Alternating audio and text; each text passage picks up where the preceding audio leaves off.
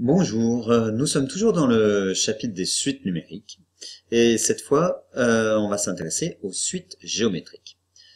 Pour les symboliser, eh bien quelques grains de riz, on verra un petit peu plus tard pourquoi quand on parlera de la somme des n premiers termes d'une suite géométrique et qu'on étudiera cet exercice qui se révélera assez simple. Hein, hop, là, ici, voilà. Qui est la légende de Cessa. Oui, c'est cela, exactement. Prenons tout d'abord la suite des nombres naturels, 1, 2, 4, 8, qui est écrite ici même. Qu'est-ce qu'on constate? On constate que pour passer d'un terme à son suivant, eh bien, il faut toujours multiplier par le même nombre, 2, qui est une constante. Eh bien, une suite qui va avoir cette propriété, c'est-à-dire que pour passer d'un terme au suivant, il suffit de multiplier par une constante indépendante de n, va s'appeler une suite géométrique. Donc celle-ci, on remarque que U1 est égal à 2 fois U0, U2 est égal à 2 fois U1, etc. On a UN qui est égal à 2 fois UN-1, exactement, et UN plus 1, alors je dis et, mais après on peut aller loin, 2 UN. Et bien voilà, ceci, c'est une suite géométrique de raison 2. C'est comme ça qu'on la définit dans un premier temps. Donc une suite est géométrique. D'abord, il faut que ce soit une suite numérique. Lorsqu'on passe d'un terme à son suivant, en multipliant toujours par le même nombre, Q. Alors, sachant que ce nombre Q doit être différent de 0, qui s'appelle la raison. Et on a UN plus 1 égale Q fois UN pour tout n appartenant à grand N et Q appartenant à R étoile. Hein. Ça sera une constante indépendante de n. Tout de suite, la première méthode pour montrer qu'une suite est géométrique, on va s'intéresser non pas à la différence quand on étudiait les suites arithmétiques, mais cette fois au quotient. UN plus 1 sur UN. Regarde ici, là, dans la définition de la suite géométrique, si je fais UN plus 1 sur UN pour tout n appartenant à n, alors évidemment avec UN différent de 0, eh bien à ce moment-là, on va retrouver la raison Q. Alors, quelques exemples de suites géométriques et on va montrer qu'elles sont effectivement géométriques en utilisant cette première définition. Alors, d'abord, U0 égale 3 et UN plus 1 égale moins 1,5 de UN. Bon, comment s'appelle cette définition? C'est une suite, je te la rappelle, définie par récurrence. Par récurrence. Bon ici on a la définition. On a la définition qu'on vient de donner. On a UN plus 1 égale moins 1,5 de UN et U0 est égal à 3. D'où UN plus 1 sur UN est égal à moins 1,5, qui est indépendant de n.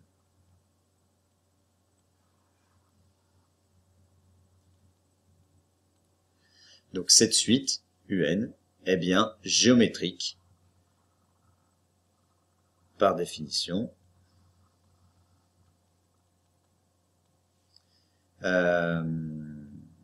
UN,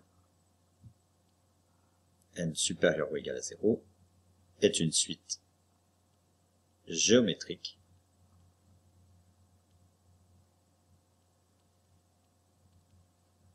de raisons moins 1,5, et de premier terme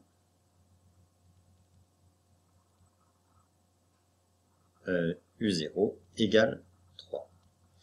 Évidemment, avec UN différent de 0. Voyons voir notre deuxième exemple. Alors, dans cet exemple, on va parler un petit peu de pourcentage.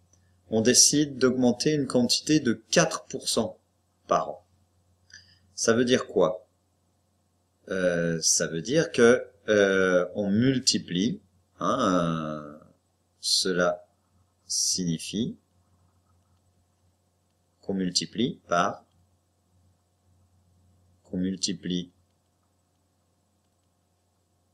un terme par 1,04. Je te rappelle, augmentation de 4%, 100 plus 4 sur 100, ou encore 1 plus 4%. 1 plus 1,04 pour obtenir le terme suivant. Alors, si on la modélise par UN, on a UN plus 1 égale 1,04 fois UN pour tout n appartenant à n. D'accord? Sachant que la quantité de départ n'est pas nulle. Voilà, eh bien on retrouve bien la définition d'une suite géométrique. De premier terme, ça serait U0 dans ce cas-là, et de raison 1,04. Si on diminue une quantité de 10% par an cette fois, eh bien à ce moment-là, la raison serait 100 moins 10, 90 divisé par 100, 0,9.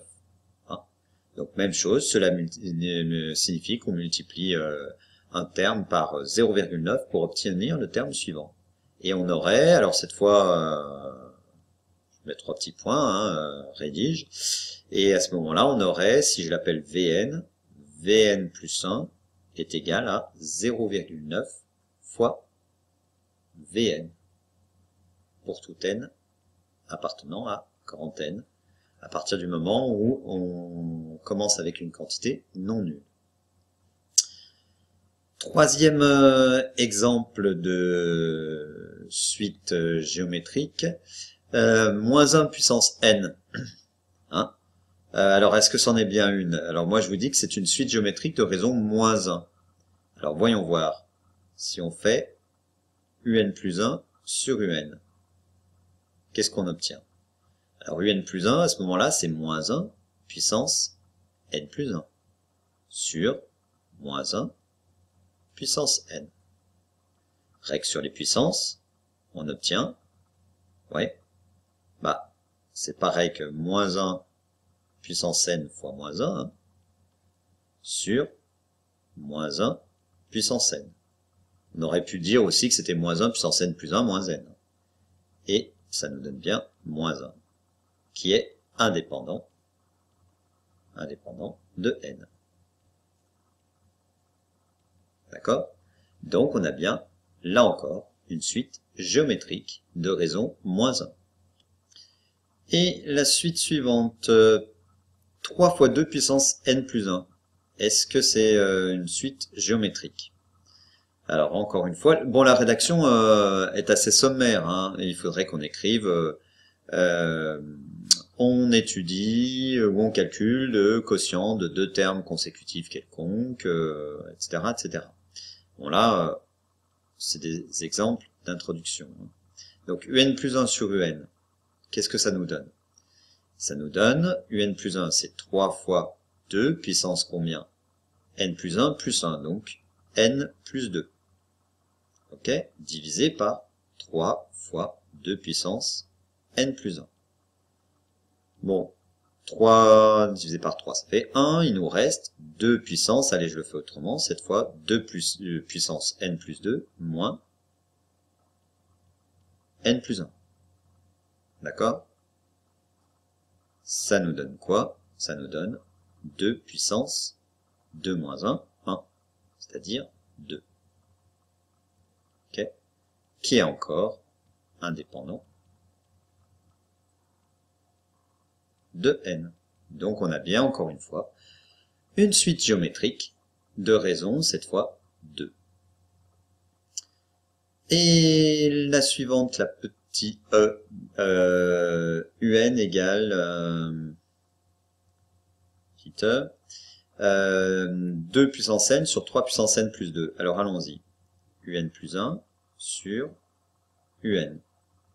Alors, 2 puissance n plus 1 sur 3 puissance n plus 1 plus 2, n plus 3. On est d'accord? Le tout divisé par un. Bon, bah, un, je réécris, 2 puissance n sur 3 puissance n plus 2. Hop, on applique les règles sur les fractions, ce qui nous donne a sur b sur c sur d. Oui, a fois b sur a fois d sur b fois c. Donc, 2 puissance n plus 1 multiplié par 3 puissance n plus 2, le tout sur 2 puissance n fois 3 puissance n plus 3. Ce qu'on a utilisé ici, c'est a sur b, le tout sur c sur d, c'est égal à a sur b multiplié, on inverse la fraction qui est au dénominateur, d sur c, c'est-à-dire ad sur bc. Ok? Voyons voir au niveau des puissances. 2 puissance n plus 1 sur 2 puissance n, il nous reste 2 puissance n plus 1 moins n, il va nous rester 2, et 3 puissance n plus 2 moins n plus 3, eh bien, qu'est-ce qu'il nous reste? Il nous reste donc 2 puissance 1 fois 3 puissance 2 moins 3 moins 1.